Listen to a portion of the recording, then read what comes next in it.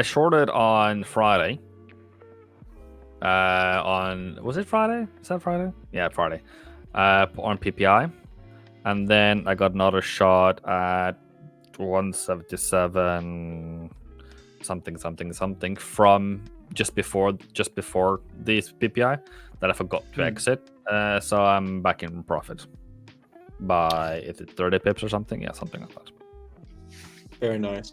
Ivan, on the euro side, Yes, sir. so the dollar side has been pretty clear. We had a lot of strong economic data. We also had, PPI last week and CPI both hotter than expected. When you talk about the euro dollar, is there something about the ECB or the euro side of the trade that intrigues you, that makes you bearish, or is it mostly just dollar bullish idea?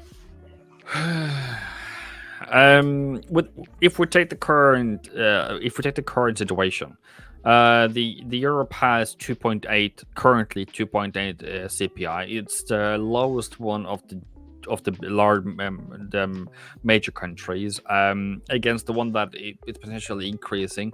So the interest rate differential are supposed to increase. At the moment, it is the inflation that is creeping up. So you can say that Europe and Japan is in the same boat of having low inflation. Though it's going to have another this week, and that's kind of where I'm basing my most off. And then of course, with America, with the PPI, with the GDP, with the CPI, everything is showing that it's going to be higher for longer. And then, what was it? UK went into recession. Germany has been into recession. And they say they're going to escape the recession. But it's definitely one of the worst performing country of the major ones. Okay, fair enough. Yeah, and in terms of that inflationary, I just pulled it up on my end just to look at the inflation. I can help show some visuals here. Let me actually go to inflation data, CPI. Yeah, Ivan, you made that point, and I thought that was good. So a lot of times people wonder, what is so key about inflation and its relationship to interest rates. And of course, if you're a little bit more advanced, you already understand this. But just to break this down, remember that interest rates come down usually when inflation is under control. So here's the US, and we can also add the euro to the picture here. And what we have is, again, inflation coming down in both countries. But as you mentioned, inflation in Europe is actually lower than the US. So by that metric alone, it might suggest that, hey, you know what, the ECB may be looking to cut rates sooner, especially when you hear kind of more talks of recession there, right? There was the German double dip recession or back-to-back negative growth or slowing growth. Sorry, that could be something to watch out for. And so then you talk about US data, and it's just been strong. So when comparing the two, it does seem like that's kind of the path of least resistance trade is if you're looking at the central banks and you're looking at economic growth, to kind of favor the dollar right now. I'm kind of with you on that thought process, and that's why I also have a short on the euro right now. So should be interesting. We'll go to Frank, I guess. Frank's your turn. What are you watching here today? Watching pound. Okay. I think I like pound this week just because they have PMI coming up, and maybe the US will set the trend of higher inflation across the board around the world. So here's the trend I was looking at. PMI and pound since August 23, it's been coming higher. So I think that's a solid sign that things are likely to continue, but also market analysis, free trading courses, edge finder data, and special offers. What do these things all have in common? They're all available for you right now inside of our free Discord. You can click the link down in the description below to join the free Discord today and get access to all of this and more. Stay up to date with all the latest trading information and A1 content. And if you want to upgrade to our Gold VIP Discord that features every single trade that Trader Nick and our other professional analysts take, you can find the links for that in the description as well. So don't wait, go check out the free Discord today. COT this week this is one of the strongest changes I've seen to the long side on a currency and in general. So 6.4% net long percent increase. That seems like smart money is getting betting on higher inflation numbers in the future, and PMI is probably going to be a good indication that there is higher inflation. So I'm hoping for a higher number in the UK, and I will probably be looking at pound pairs to trade this week, as well as an oil trade I just entered this morning. What's interesting too, Frank, is I don't know if you remember this, but I remember for like months and months and months, the pound, the GBP, in terms of like a long to short percentage from institutional money, was very flipped from where it is today. Like right now we see 69-31 split, right, between long percentage contracts versus short contracts.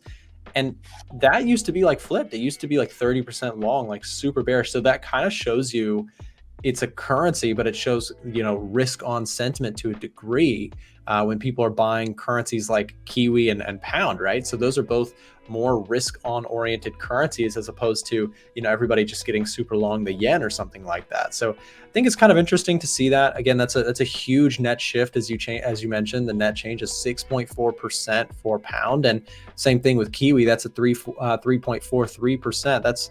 That's pretty significant on major currencies week to week on the COT data. While I mentioned that, by the way, we'll drop a link here if you guys want to trial out our software. You get 30 days access with the Edge Finder. If you click this link, we'll drop it in the chat right now for you.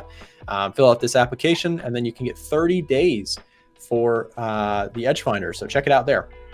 Anyways, what we'll do here now, I guess, too, I made a point just before we came on the stream about gold just being sideways, and I wanted to get Ivan's thought on this, because Ivan, as many of you guys may know, he's a mentor and a coach to many individual traders, and so this is a question that I had on behalf of probably some people who are wondering this. Ivan, before you hopped on here, I mentioned that there are times to be trading certain types of markets, like, for example, during crisis events, gold is moving a lot more trendy. And then when there's nothing going on, there's nothing to freak out the markets, it tends to go ranging. What would you say to people who say, like, hey, I trade gold, but it's only going sideways and it's not making any significant moves? Would you say, hey, you should probably add other markets into your rotation? Or what would your response to that be? I think that what is the question that should be asked is why? What makes you make money? What makes you what is your edge? And if your pinnacle of your trading is maximize profit by following trends, by using this and this setups, then in many cases gold shouldn't be a part of your assets, but your gold assets should be, or gold should be, probably in your assets if you are either playing the inflationary or the disinflationary, depending on what direction you want to go in. Meaning, if you are playing the inflationary, then you're probably looking to sell gold. But for me, gold is to sustain wealth, holding for longer when it's seasonally appropriate. So right now, not really something that I am doing. And I have a trade plan here from Friday, I think it is going to be. So it went well to an extent, but I never took it. Yep.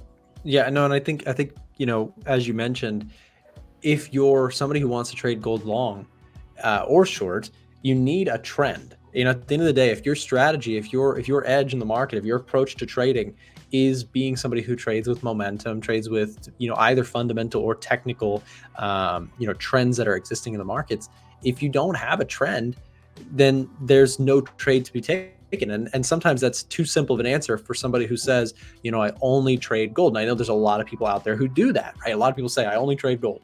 And if that is truly your position, I think you probably kind of also have to accept that there are going to be times where there's no trend. So if you're a trend trader who trades gold and there's no trend, guess what? You might not trade for weeks, right? That's something you have to kind of accept. unless you're, a scalper or super low time frame trader.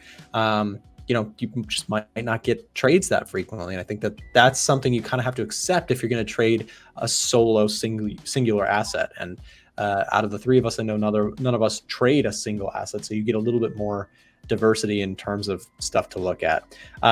We do have Chris coming on here at 10 a.m. So I do want to give you guys, I guess, a last chance to just give your thoughts. Frank, you talked about pound pairs. Is there anything else that you're watching here this week? Are you watching gold still at all? No, not this week. I'm still in the NAS trade though. Still holding on to that trend line. So yeah, that's going to be an interesting one with meeting minutes. I think that a lot of people anticipated that March cut, which was still kind of beyond me. Like we didn't really think that was going to happen. We kept saying that why would they, with inflation coming higher and all these other factors, but it just means higher rates for longer. And I think that as long as the indices still hold on to their respective uptrends, I don't see a reason to short NAS, and I don't really I also don't see a huge reason to long as in terms of upside. I think maybe we could try to get it to retest in the 18,000 level on NAS, but I think we're just kind of in this sort of, it's wishy-washy. So you'll have markets that just go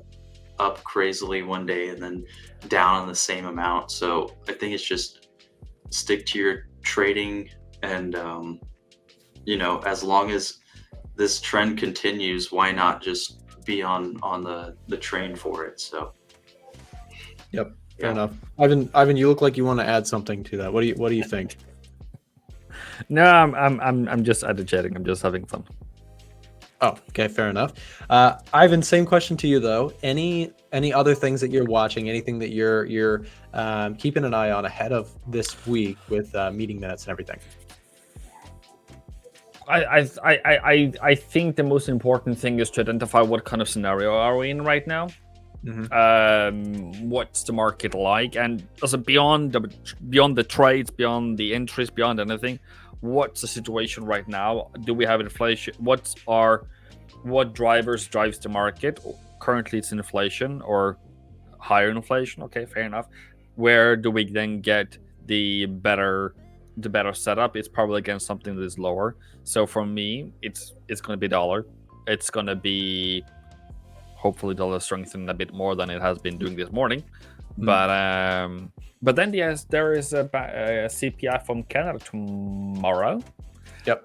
So that's fun to look forward to. Did you know we do a live trading show Monday through Friday with guests from all over the world? To get notified when we go live, click the bell button next to the subscribe button, or check in at 9:30 a.m. Eastern Time. We have helpful, free content in the description below and on our website, a1trading.com. Thanks for watching today's video, and we'll see you tomorrow.